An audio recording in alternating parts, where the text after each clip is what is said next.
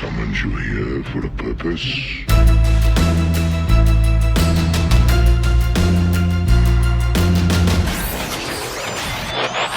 TransformYourGame.net.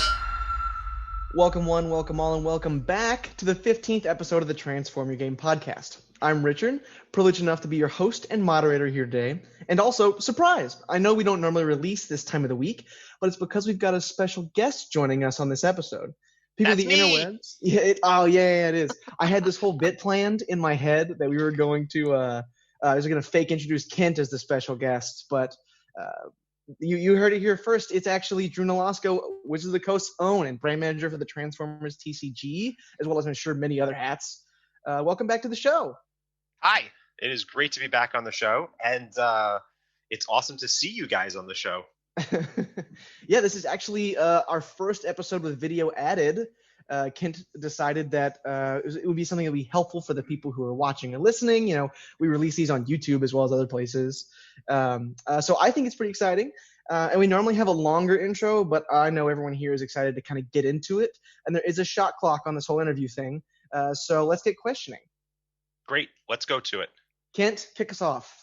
Cool. All right, well, obviously circumstances in our world are very different right now. And in talking to lots of players online, either through direct messenger or webcam games, it's obviously a subject that comes up a lot.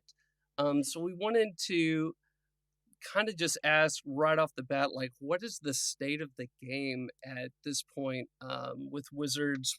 How's this affecting you guys with the Transformers team? And like, how are you guys? Are you playtesting other sets? Are you even able to do that? Just what is it like for you guys, and what's kind of the path going forward? So everyone at Wizards has transitioned to working from home. I think we're on like week 10. And, you know, that was, for me, I can really speak for me. That was a little bit of a challenge those first couple of weeks, because my work style, my communication style is very much an in-person style of communication. I enjoy the ability to go and walk over to someone's desk or schedule a quick meeting.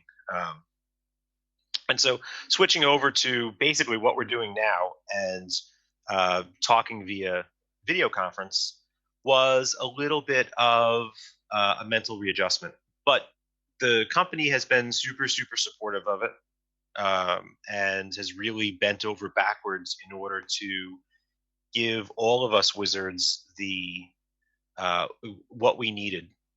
And that's a really broad statement, and that's how it's been. What we needed in order to keep making the games and doing our jobs. So that has helped an enormous amount. And some things are easier than others, right? Like once you get used to this style of communication, you know, discussions and brainstorming sessions go really nicely. You can't see it, but right over here is a giant whiteboard that I installed on my wall, and that has made my life so much easier. And I am now so much more productive that I can just turn to the whiteboard and start, you know, brainstorming on the whiteboard. And now I have a whiteboard in my living room, which is kind of, it's the way of the world, right? Like we make changes in order to adapt to what's going on around us. Playtesting is more difficult, right? And various teams inside of Wizards, the Transformers team, the Magic teams, the D&D teams, have each come up with ways that serve their team best in order for playtesting. And some of it looks a lot like what players are doing in order to stay connected to one another, playing using video in order to, you know, show what's happening on your side of the table. And other teams have the benefit, like the Magic team is able to do playtesting using some of the digital resources that we have. Mm-hmm. So, you know, life goes on, work goes on. We keep like the inventive fuel that pretty much drives everybody at Wizards has to have somewhere to go, right? And like it just doesn't stop. And we've all really adjusted, I think, pretty well. But I can't speak for everyone. as for the world, like, we don't know what's going on in the future. The future is uncertain, and I think the best way to talk about the future is to talk about priorities. And this shouldn't need to be said, but I need to say it nevertheless. The number one priority is the safety of our players and their families and the store owners and the people who work at stores, like all the way up the chain, our distributors and our warehouse staff, the factory workers at our plants, all the way back to us. And that has entailed, like, keeping that priority true has entailed making some changes. For example, we aren't going to have an Energon open season this year. We can't know what the future looks like. And I could say, hey, here are the contingency plans. Like, if this, and this happens, then we could do it. But I'm most likely setting everybody up for a bad set of expectations. So this team has chosen, I've chosen with the rest of management to not hold big convention events this year. Just this week, Gen Con announced that they were not holding Gen Con, right? Like, this is the sort of state of the industry. And it sucks, right? Like, I really wanted to see all you guys. It's one of the most rewarding parts of the job. And I know you guys wanted to play. Probably more, I that was selfish. Like, I talked about myself, but you guys wanted to play, right? And that opportunity has evaporated. And so we sort of take it week by week. What does this week look like? How are things changing? And we pay close attention to local and state and national health authorities and how they're advising us as businesses to interact with each other and with our partners and with our community of players and fans. And we'll just have to keep doing that until the shape of the world becomes more certain. And I don't think that's an answer that anybody wanted to hear, but I think it's the most responsible answer for the Transformers TCG community. Yeah. And I have been really, really happy and inspired by the ingenious ways that players have been maintaining their connections. Yes, yeah, exactly. And watching players figure out how they can play test and brew and maintain, and more importantly, maintain the sense of community that has been the hallmark of the Transformers trading card game since the beginning is really awesome. And we look at it, we talk about it, and it marches on. How are you guys handling it? How are you guys doing in your families? Well, I'm single. I'm not single. I have a girlfriend, but I mean, I'm not married, so I don't have a family. But as far as like handling everything, I'm a little stir crazy. I'm kind of I'm really more of a traditional extrovert, so being just isolated from people for long periods of time has proven itself a little bit difficult for me. It took me longer to adjust than some of the other people who, to quote my girlfriend, she's been training for this her whole life, right? Because people aren't her favorite generally. Whereas I feel a little bit drained normally, but I'm kind of easing into a routine slowly. Kent? Yeah, I'm kind of the same way. I am very much an extrovert, and I need to be around people. And, Transformers is a big part of that too, is like going down to the local game store on our designated night and just everyone meeting and having fun and flipping bots and all that kind of stuff. I am a little bit more fortunate in I have a wife and 2 daughters, and that's been pretty nice. My wife and I work from home anyway, but having our daughters here sometimes is amazing, and I just wouldn't have had those opportunities to be with them and bond with them if we hadn't gone into lockdown. But they're also both toddlers, so it's really hard to get work done at home. So right, the level of adjustment that people and families have had to make is really it's really extraordinary. The amount that people have had to change their lives in order to keep life going. How are your local game stores doing? I see game stores doing different things in order to to deal with the current crisis and the economic situation. So how are your LGSs? Well, wanna my take first? LGS, Generation X Comics and Games, I mean, it's a humongous store. Yeah. And I mean, it's not uncommon to see like well over 50 people, sometimes into 100 there. I mean, it's a humongous store, just tons and tons of tables. But they're not quote open for anyone to just walk in, but like I've pre-ordered 10 boxes of Titan Masters Attack, and I will just be able to come up and I sign my name, and then they bring it out to me, to my car. So they're doing it like that. They're being very active on social media too, and they're going to be taking some more safety guidelines once the store opens back up. But that's how they're handling it. Yeah, I mean something similar for me. My local game stores, there are a couple that are kind of equidistant from me. I'm fortunate enough for that to be the case in Austin. Um, the major one, the one that normally hosts our events, is the Gaming Goat, which I think is actually a chain, if I'm not mistaken. But that's the point. Um, it just helps that owner for us to like know, for us to be able to like to tell him, hey, we want this much product a good way out, because it just helps them budget. Like they're losing a ton of revenue right now, right? That's not lost on anybody, and but they're doing like curbside pickup, and I think he's even delivered a couple of things, like the owner personally, like because people are with their families are kind of starved. They also do board games there, Mm-hmm. and so there are people kind of starved just for like ways to interact with each other that are maybe lower stakes or kind of stress free or not really about anything heavy. So they've been doing kind of that, like the delivery and curbside and pre-orders, helping them budget. Yeah, I'm watching how local game stores are adapting and trying to get through this, and it's rough. And we here know that it's rough. You mentioned, Kent, that you pre-ordered 10 boxes of Titan Masters Attack. We saw and heard similar things from a number of retailers who were concerned that they wouldn't have enough buy a box promos, the Perceptor and Convex, because of people who pre-ordered more than normal, right? Like that's what is happening. What we see right now is that people are ordering online from their local game store, or just getting in their orders early. So the day before we recorded this, so Thursday the 21st, we got together with the WPN team, and we're going to make more buy a box promos packs That's awesome.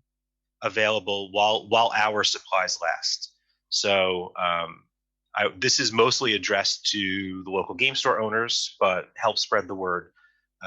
So the way this will work is starting Tuesday the 26th. No. Yeah, Tuesday the 26th. Sorry.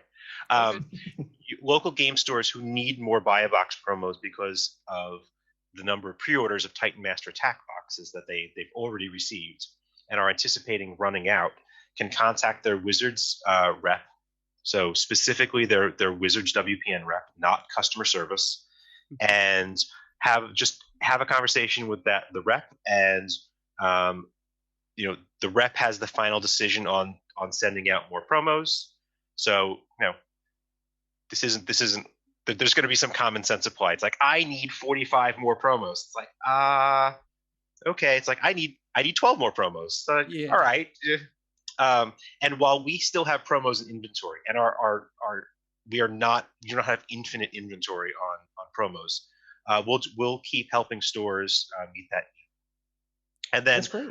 Yeah, a week, a little bit before that, like the prior week, we made the decision to change how the in-store play promos can be used by WPN stores from just play rewards, which is typically what the guidelines for these promos are, to maximum flexibility. So stores can't sell promos. That's never okay.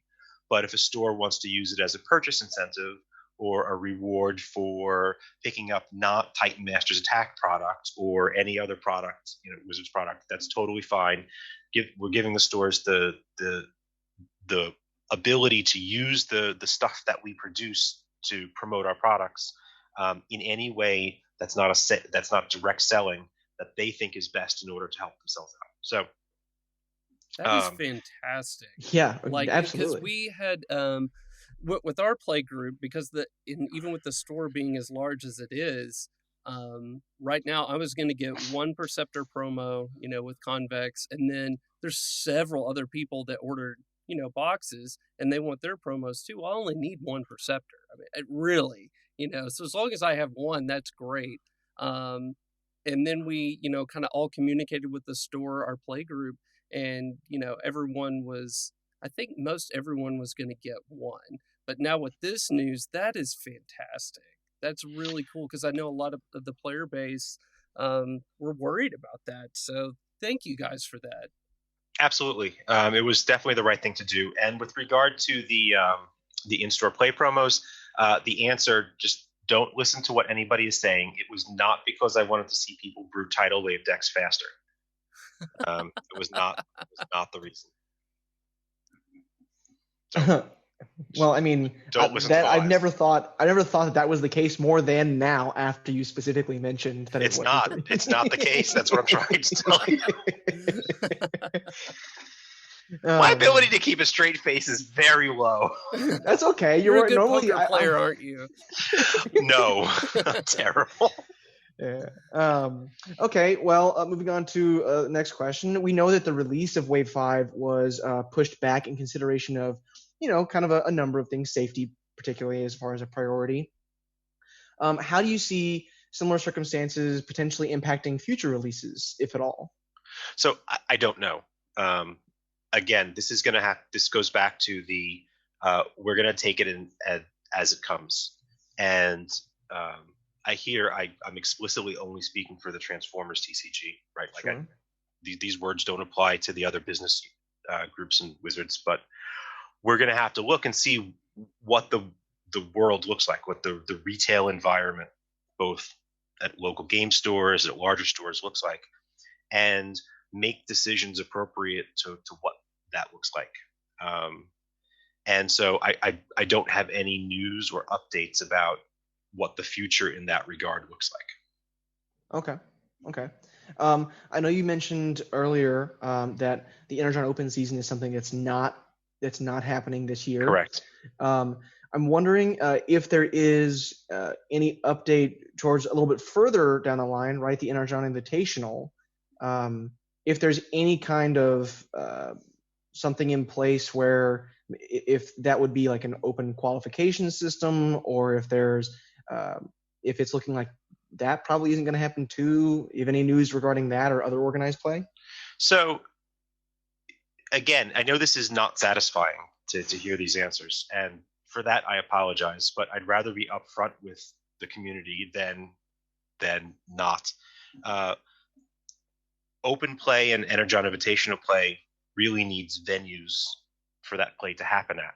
Yeah. And we watch more and more conventions, both national size and regional size conventions, make what I think are appropriate decisions to cancel or postpone their events. Absolutely. And so until this team can see what the shape of convention land looks like as we move through the summer and into where you'd normally expect an Energon Invitational to appear, it's very difficult for us to make concrete plans. And so I'm not going to set up false expectations by saying, what contingencies A through Z are. Sure. But, as we get through the summer and see what the shape of the world looks like, that's when, we'd be reevaluating. And as soon as we have concrete enough plans that we could share with the public, we will. Well, if you need a vehicle to disperse those plans, say through maybe another interview, we'd love to have you back. Oh yeah, I'd love to be back on the show. For a second there, I thought you were offering your living room as like a convention. No. There's nowhere near enough room here for that. But we can have a very small invitational. It's like, okay, Richard and like, I don't know, some 3 guys from Austin. Yeah. Regional. It's a regional. It's not an invitational. Nice. Hey, so one of the things that people in the community have been talking about is possibly an online platform for the Transformers TCG, and you may not be able to say anything about that, at this time. But is there any plan, maybe in the future of taking this great game and also putting it in an online platform, kind of similar to Magic Arena? So I can tell you, I really wish we had one. Yeah, me too. Oh man. So do we say all of us here.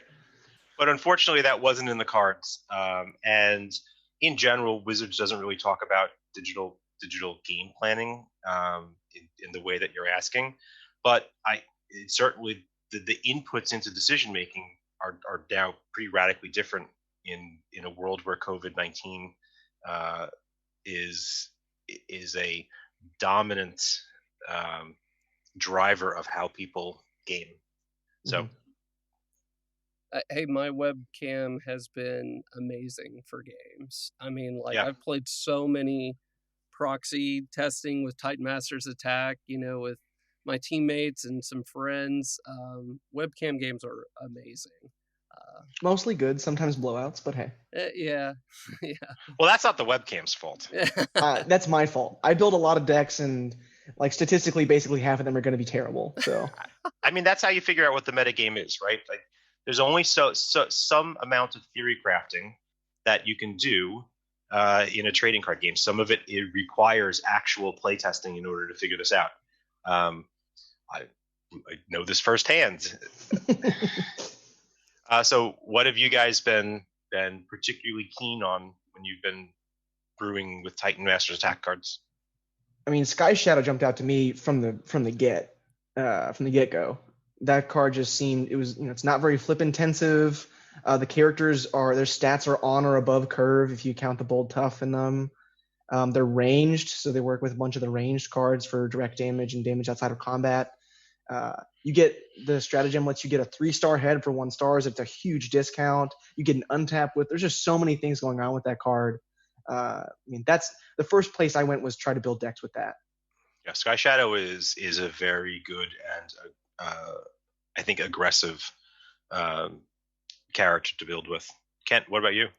I really love Pounce and Night Racer so much. As many times as I've beat my head up against the door playing against Richard Skyshadow Horrible, I think they have the best chance of beating that with the secret actions and all.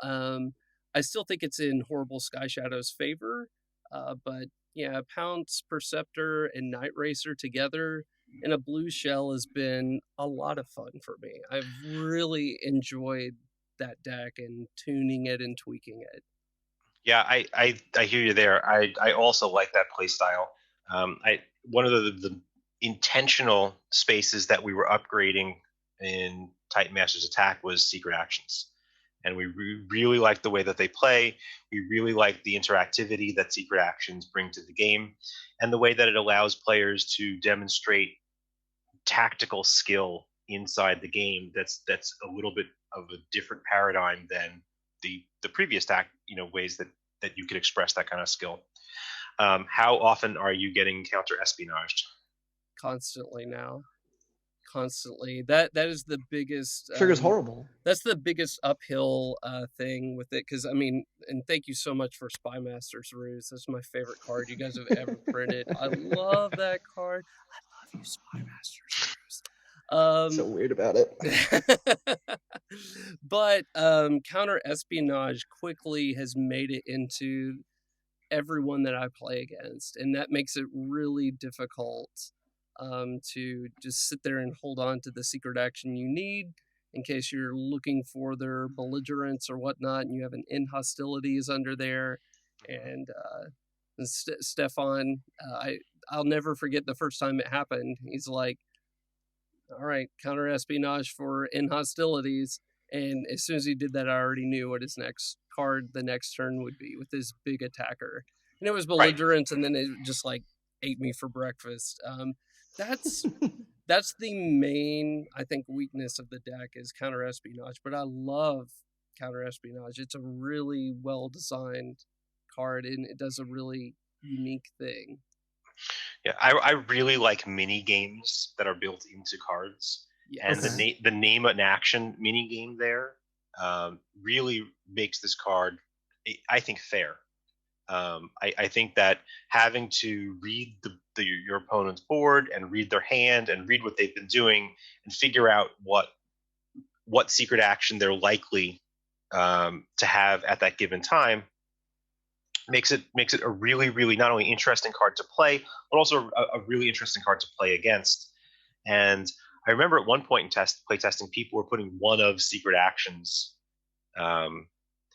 in their decks to deal with counter espionage by just blanking it wrong. Yeah. Like just no, it's not that one. It's similar. Sorry, but not that. We've definitely seen that packing too. like somewhere between 15 and 18 secret actions into my deck, and most of them all defensive, sabotage armaments and fortification and all that. But then there's so many in there. Like, is that an infiltrate under there for my belligerents, or is it in hostilities? What could it be? Yep, I've gotten wrecked by concealing contrails once or twice. Yep. I believe that. While we're speaking about like interesting cards, just like getting actual hands on our set, or sorry, our hands on the set. One of the things that really like caught our attention, I think many people's, is the buy box from it, is Perceptor. So we have kind of a two-part question in regard to him, which is, first, we'd like to know how much time and effort went into the actual like play testing with Perceptor, and what did the design team do to evaluate him in such like an accelerated window before release? So it seems accelerated only when you compare it to what you guys perceive to be our normal timelines. But note that our normal timelines are testing an entire set, and this timeline was testing 2 cards. So, right, there's a lot of time of playtest density that goes in there. We think Perceptor's powerful, and correctly so.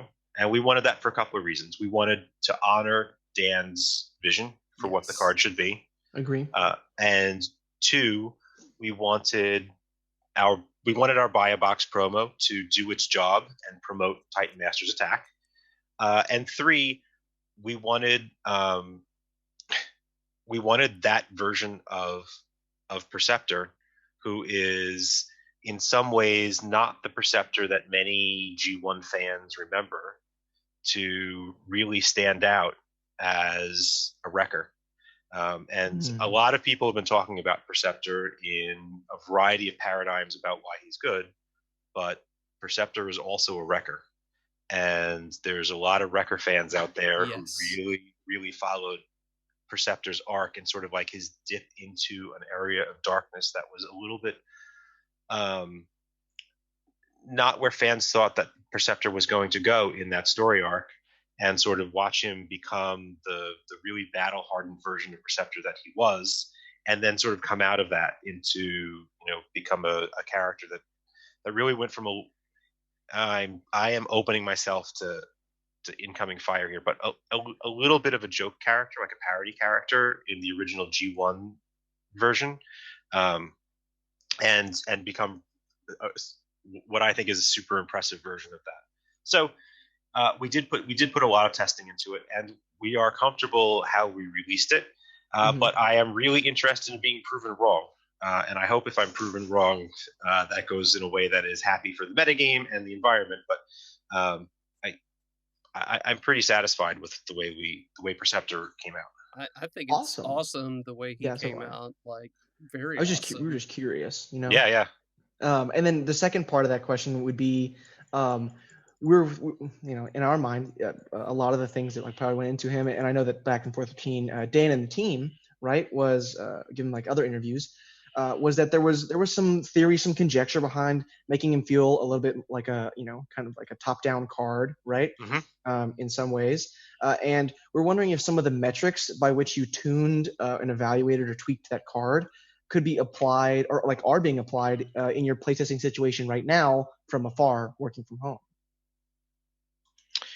I am not sure I quite get the thrust of your question. So, was it a top-down card? So, when we say top-down card, what that means inside of Wizards game design is there is a creative concept, like a character or a story event, and we design, or with a magic spell or something, and we Sure. design the mechanics of the card to feed so that when you see the art and character and name, and then look at mechanically what the card does, that you grok it and you're like, oh, that makes sense. Okay. So this wasn't so much a top-down design as it was when we were working with Dan. Dan had a very clear idea about what kind of mechanic he wanted to see on a card. Okay. And he started with, if I'm remembering this correctly, he started with some ideas for the alt mode side and the reveal and choose mechanic. And we worked with Dan back and forth on exactly what that meant and what he was looking for. And then we settled on that and then built Perceptor around that. Gotcha. Okay. Right. And the idea that one of the things that we think works really nicely is Perceptor, when he became the sort of scout sniper that you see when he's a wrecker, is he would observe and research using sort of the same skill set that he had developed as a scientist, and then he would take the perfect shot and just one shot, one kill. And so we sort of interpreted that as the alt mode's flipping ability when he's in microscope mode is him researching that perfect shot and putting the cards underneath him and getting ready. And then so when he's in alt mode and he has the +1 attack for every card that you've sequestered underneath him, that's him ready to go. Gotcha. And so that was how we sort of built this to match the character. Okay, Very so it sounds like it was a middle out design. A little bit of top down, a little bit of bottom up from mechanic. Yeah. It's also really interesting when you're doing promo cards, because promo cards by definition are outside the main set. And the way our promo card design works for Transformers is it's not, we take, let's say, 101 cards and say, oh, that's the promo card. And we do, oh, this is the set, here's the 100 cards or whatever. And then afterwards we say, and what is the card that would work best as a promo card to be a reflection of what we see there? And that's how you got Perceptor. And sometimes that lets us do things that are just completely off the wall, and lets us take the promo cards and say, what is the program that people get these cards from, and how can the card design match that? And that's how you got Tidal Wave. So, right, we knew that we wanted 3 weeks or so of in-store play rewards, and so we talked about like how do we, you can see the evolution of that was like, oh, 3 gold cards, and then that's cool, but there's no intrinsic link between them other than the cool foiling on them. Mm-hmm. So here we wanted something that would say really inspire players to come back 3 weeks in a row, which is of clear benefit to local game stores. Yeah. Right. Yeah. Like that. Getting people, a community together for 3 weeks means it's much more likely that weeks 4 and 5 and 6 will happen organically. Absolutely. And so we made a series, the Tidal Wave promos, as a 3-part combiner. And man, there are unfortunately not enough 3-part combiners in Transformers. But Tidal Wave is a really interesting one. And so we asked the Transformers team at Hasbro, could we bring Tidal Wave in from Armada to the TCG, and they were very accommodating for us, and we worked to make a new piece of art in this sort of G1 style that the TCG uses. But that let us say, okay, our promo is designed around the experience at which you get it through there. So there's a lot of different ways that we make promos, but generally they're not intrinsically built with the set. They're built afterwards to take best advantage of what we know about the time period when they're going to be used. Very cool. Like that's some really interesting insight into everything that goes into what you're doing. You mentioned in our last interview that you wanted us to visit this question once the Wave 5 full spoiler was out, and that Oh no. are there any bots, card strategies that deserve a second look from the competitive community, especially since everybody thinks that it's horrible Skyshadow for the rest of Wave 5? Does everybody actually think that it's horrible Skyshadow for the rest I of don't know Wave if it's 5? everybody, but there are It's- several factions who are very much of that opinion. It's not everybody. Okay. So, how do I say this? I think Windcharger is better than some people are giving him credit for. Some people have definitely said Windcharger. I've seen people say, "Oh, in some decks, Windcharger is the best possible first turn attack." Mm-hmm. And I think that there are some really interesting card decks that can take advantage of that. But there are other pieces that need to be put there to make sure that that attack is a useful and beneficial attack, and not just, I randomly crack for this damage into a character and it tanks it or whatever. So I think that's really interesting. I think all of the 1-point heads, the 1-star heads, are playable. Yes. I think every single one is playable in some competitive combination with the right body at the right time. And I've seen some players say, it just doesn't do enough. And I think what I would say there is, it's not the head. The head just the 1-star heads just let you play the body that you need to play, and give you more points to play with for other things. So I would say every head and 1-star head and body combination is worth looking at to see if there's something there. And in that's a case where I think that it's very possible that we didn't find everything. It's a lot of combinations, so.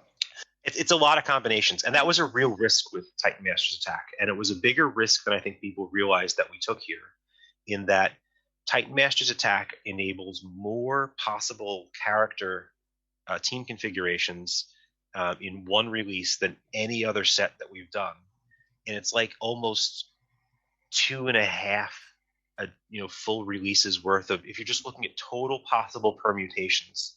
It just radically jumps the number of permutations for decks, and there's a lot of. All right, sorry about that. It seems we had a minor technical difficulty with the Zoom call. It happens. It was my fault. I wasn't going to throw you under the bus. I really wasn't. I was. No, I'm kidding. All right. Well, so I do think that you were in the middle of a reply, but I don't know if you still have your train of thought. I do, and so we were talking about what cards take a look at deserve a second look, and I would say that any card that offers real amounts of flexibility, like Disassemble, are worthy of competitive consideration. Disassembled looks like a card that has downside, but it actually, because it's not, I scrap their thing and they get a card. That's downside, but there's like 90 ways to play this card in a bunch of situations. And so when we create cards that have that multiple different ways of using the card to react for a lot of situations, I think it's even more important now in a metagame that I anticipate to be less settled when people do get back to competitive play, because there's just not enough of games and reps for people to settle the metagame. That early in that time, when you do start to play competitively again, having options is going to be really valuable. And so the cards that do allow you to do a variety of things, even if those things aren't focused powerful towards a specific deck goal, I think are going to be very good. And then also the other thing that I would say is, I don't know that I've seen as many people talking about it as I thought I would, but maybe I'm just not looking in the right places, is cards that provide extra health. We were playing a lot. The Power Cell family of cards are ways to change the paradigm and I think that you might see them show up in small numbers in places where there is a sort of settled metagame in people's minds. It's like, oh, I know that I can predictably do N damage, and I'm likely to see these decks, and N damage will KO critical characters. It's like, oh, now that guy has +3 health, and it throws the math off. I think that there's a chance that they'll show up, but I don't see people talking about that. Awesome. All right. Well, since we're talking about some of the, those flexibility cards, the cards with, basically or text, making them really powerful. When will there be a comprehensive rules update released, given how many new things are going on in Titan Master's Attack? Should be out next week. Awesome. As always, we put out the app will update next week, the website will update next week, and the rules should go up next week as well. Fantastic. Cool. Oh, sorry, Richard. Do you have a follow-up? No. Okay. No, I didn't. I'm good. I wanted to ask you about the Transformers IP Netflix series, if you know anything about it. I know it was originally intended for a summer 2020 release. Maybe that'll get pushed back.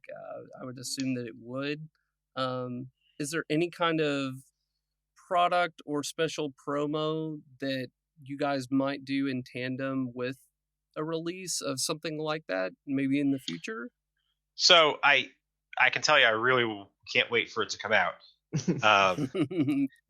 And I can't speak for that team and scheduling. But we know it's War for Cybertron, right? And we have seen in the Transformers trading card game 2 War for Cybertron sets, Siege 1 and Siege 2. So you can imagine that there's going to be some amount of commonality there. Hence the question. Yeah. But I think you guys are going to still have to wait and see how that plays out. Cool. Works for us. Can't blame us for fishing though. Occasionally we gotta ask. No, I can't blame you for fishing. But I would recommend you fish over at the Hasbro brand team, Transformers brand team, for the answers to this. Fair enough. All right. Well, I think lastly and most importantly, do you have any other questions for us? You've gotten a couple in through the course of the interview, but anything else on your mind? Yeah. And I know the answers to some of these questions because I poke around at your podcasts and videos and stuff. But ultimately, do you want to see stratagems be an evergreen part of Transformers? Yes. Kent, you want to go first? Yes, I absolutely do. I think, first of all, not just the stratagem mechanic in this set, but the whole head and Titan Masters mechanic, I think is both of those are the two most interesting thing to happen to this game so far. And I absolutely love and adore the game, and for me to say that, it's just so interesting how both of them just change the apex that you're on when you're playing the game, and the stratagems. It's so cool. It's like having a modular character in a way where you can play it one way, or wait, I want to play it a different way. It's going to cost you more stars. And hey, I would love to see a 3-star stratagem that just makes somebody just crazy good. Something like that. I love it. I absolutely love it. Richard? I actually, so when the first stratagem got spoiled, or at least the first one we covered on the actual podcast, I think I went on, and we can go back later and check this, but a long rant on how this was the coolest way. Yes, I would go on several of those. It's like one of the staples. Me too. Guilty. Okay. But I think it's one of the coolest things to be a part of the game because it feels like it makes sense as a mechanic, and it also it just has so much basically limitless potential for the customization of characters, which I love. I'm very pro stratagem. Okay, and now that you've follow-up questions, now that you've seen all of the stratagems in Titan Master's Attack, you'll notice that there's a real range and sort of power level that they bring. Some stratagems, like Trax's stratagem that lets him get the plane trait, is on the lower end of power, I think, until someone figures out a way to break it. right? Sure. But like it's not as obviously powerful as something that says lets you get additional stars worth of cards in your total deck. And there's some subtlety here that people are going to brew with and build out. Maybe it turns out that like clobber turning your body into a Dinobot really just does amazing things. But I don't think it's the world's most powerful stratagem as an example. It does have the coolest name. It does. And how do you feel about that sort of really diverse range of power level built into stratagems? I like it myself. Not everything has to be a complete home run, make this character super crazy overpowered. Someone posted an article today, I forget his name, about using Clobber on the new Optimus, the one that heals you, repairs you, I should say, and then making him a Dinobot, and then using Wave 1 Sludge and like I Still Function to keep healing him even more with a toolbox on him and all that. Is that a tier 1 strategy? Probably not. Is it really interesting and cool though? Is it something that you would like go to your local game store and it's like, hey, I threw this together, I want to try it, you know? And it might get better in time too. You never know. But yeah, I like it, and I would even like to see at some point like a second stratagem for that specific character. Sure. You know, so again, it just adds more modularity to the way, like, well, now this one's 2 stars or 3 or whatever, and it does something different than the 1-star component would. That to me is a very, very interesting design space as a deck builder to play in. Yeah, I agree. I think that to answer your question, I'm actually pretty happy with the spread of power as well, with one exception. I think pop-up attack is maybe a little below my threshold for power for a star. So I think that the real question there is, I think the real question you're asking is when are we going to get more helicopter support? Yes, I was about to say, hey, when we get more That was helicopters, part of it. It might be amazing. You don't know. Yeah, plan 1 for that is reward there is definitely on the pretty extreme low end, and I don't think I'm as satisfied with pop-up attack as I am with other cards. On the other hand, Whirl himself is pretty good. So there's got to be some amount of balance there. Here I think I'm not going to address you guys, but I think I'm going to address directly the players who are expressing dissatisfaction with some of the lower end in terms of pure power stratagems. And stratagems are a way for us to satisfy the needs of a really diverse group of people who play Transformers. Mm-hmm. And there are some people who and this is some people disbelieve this, but it's really true, and our research shows it's absolutely true. Is there's some people who care less about winning and more about creating unique decks. Yeah, absolutely. And you know, me Grimlock, you Grimlock is sort of the prototype there. It's like, okay, here is this really bizarre thing you can do. What are you gonna do with it? And it's purpose designed for deck brewers, and so we see big value in making sure that all of our customers have something that they can look at and say, oh, I really did this cool thing. Whether that's I won this competitive event, or I made this deck that made everybody come over at my local game store and see what the stupid thing that I was doing, and I can't believe it. You know, it won a game. And so I would say to players who wish that every single stratagem was, say, as strong as Night Racer's stratagem. I love Night Racer's stratagem. I do too. I use it constantly. Right? Like that let the brewers do their work, and maybe they will come up with something really good that you will end up playing competitively. A fair response. Yeah. I was gonna say, I talked down pop-up attack, but I wanted to say that I actually really see the evidence of what you're saying in the stratagems that allow you to play extra star cards, both because I have a soft spot in my heart for star cards generally. I love them. I wish I got to play more of them. But also because like those are just interesting, and if you open those and you open the character and you're not buying like boxes and boxes of the set, then like those set something interesting, and it kind of instructs you in a way to build your deck, which is great.